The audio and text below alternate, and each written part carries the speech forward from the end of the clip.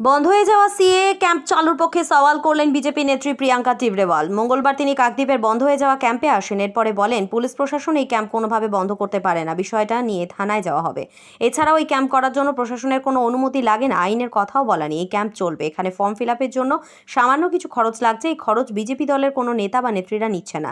Affidavit করা সহ কয়েকটা কাগজ তৈরি করার জন্য লাগছে, কিন্তু তৃণমূল সরকার সেটা বাড়িয়ে বলছে। আগামী দিনে এই ক্যাম্প চলবে বলে তিনি জানিয়ে দেন। এখান থেকে ফোন করে জানিয়েছেন যে তারা সিএ এর মাধ্যমে নাগরিকতা নিতে চান বা ফর্মগুলো ফিল আপ করতে চাইছেন, কিন্তু আমরা সকলেই জানি যে এটা একটা অনলাইন প্রসেস আছে। আর অনেকই মানুষ আছে এখানে যারা সেভাবে শিক্ষিত না যে অনলাইন কম্পিউটারে নিজে গিয়ে ওই সমস্ত জিনিস করতে পারবে। তাহলে আমি বলেছিলাম যে আমাদের সমাজেই যারা শিক্ষিত ছেলে মেয়েরা আছে তারা নিজের একটা অনুদান করে ওদেরকে হেল্প করবে, যাতে মানে ওরা এই প্রক্রিয়াটা কমপ্লিট করতে পারে।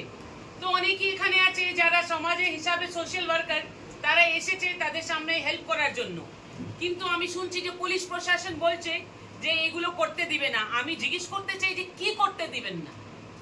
আপনি কি বলতে চাইছেন যে কেন্দ্রীয় সরকার বা ভারত সরকার যে নোটিফিকেশনটা বেরিয়েছে, যেটা অ্যাক্ট হয়ে গেছে, যেটা ল আছে, যেটা কানুন আছে, যে সমস্ত দুটো হাউসে পাস হয়ে একটা অ্যাক্ট হয়েছে, সে সিএ কে আপনি বলছেন যে এখানে করতে দিবেন না? এত সহজ? এখনই আমি পুলিশ অফিসারদের কাছে যাব, পরিষ্কার থানায় বলবো যে এটা আমরা করতে চলেছি আর আমরা করব। আপনি লিখিতে জানান কেন করতে পারি না। ওনার যা চিঠি আছে যে উনি লিখিত ভাবে দিবেন, সেটা কোর্টের কাছে আমরা এডমিট করাবো। কোর্টে থেকে ওদের উপরে আমরা যদি দরকার পড়ে তাহলে অর্ডার করাবো। কেন কোনো পুলিশ অফিসার এটাকে আটকাতে পারে না? আপনারা দেখছেন news.in, একতরফা নয়, নিরপেক্ষ খবর। আপডেটেড থাকতে সাবস্ক্রাইব করুন আমাদের চ্যানেল news.in আর বেল আইকনটি প্রেস করতে ভুলবেন না।